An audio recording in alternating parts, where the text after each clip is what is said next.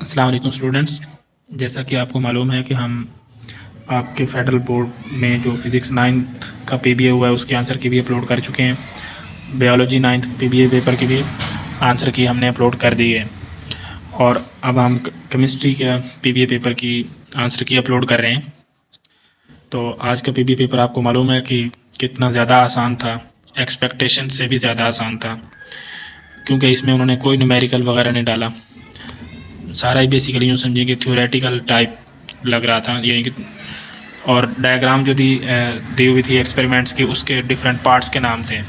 ठीक है, तो जैसा कि आपसे डायग्राम्स भी मैंने कई बार शेयर की थी और आपको पार्ट्स के नाम भी बताए हुए थे, तो उम्मीद है आपका पेपर बहुत अच्छा गया होगा। तो इस पेपर का जो सोल्यूशन है वो इस पेपर के क्वेश्चंस के एंड पर होगा। आप ये क्वेश्चंस को रिकॉल कर लें। डिस्टिलेशन की डेफिनेशन लिखनी थी, डिस्टिलेट किसे कहते हैं ये डिफ़ाइन करना था, और फ्रैक्शनल डिस्टिलेशन किस लिए इस्तेमाल होती है इसका आंसर देना था।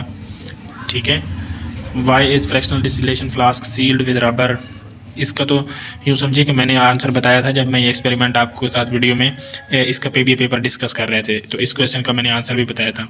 मिसिबल और इमिसिबल लिक्विड्स के बारे में भी हमने रात को बहुत से क्वेश्चंस देखे थे, तो जो हमने पीबीए पेपर्स अपलोड किए थे वो आपके लिए बहुत हेल्पफुल थे।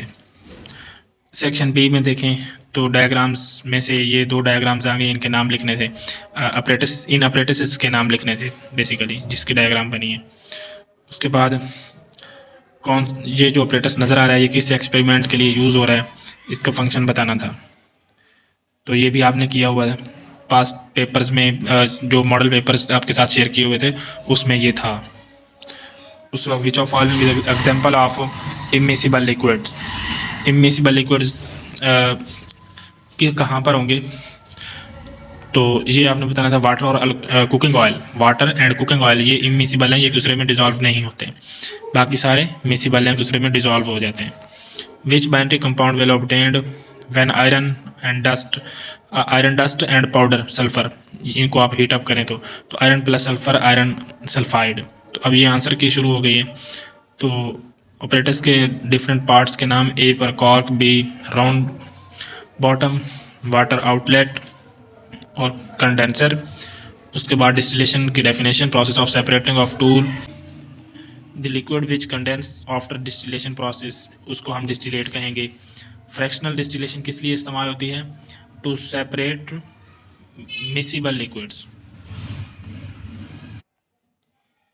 To miscible liquids. उसके बाद टू अवॉइड द एस्केपिंग, वो क्वेश्चन था कि कॉटन को क्यों यूज़ किया जाता है, तो वेपर्स, ताकि वो वेपर्स एस्केप आउट ना हो जाएं सराउंडिंग में, to avoid the escaping of vapours into surrounding.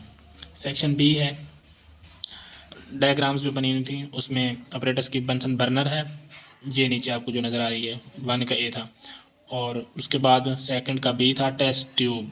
ठीक है, तो बी जो था ना, बेसिकली बी डायग्राम उसका नाम था टेस्ट ट्यूब और ए डायग्राम का था बंसन बर्नर। ठीक है, उसके बाद वो जो डायग्राम बनाई हुई थी वो किस लिए थी, NH4Cl की सब्लिमेशन के लिए प्रोसेस था। ठीक है, NH4Cl का सब्लिमेशन, आयरन और प्लस सल्फर करें तो आयरन सल्फाइड बनता है। और इमिसिबल लिक्विड्स की example water and cooking oil. ठीक है, तो इस तरह ये आपका पीबीए पेपर मुकम्मल हुआ।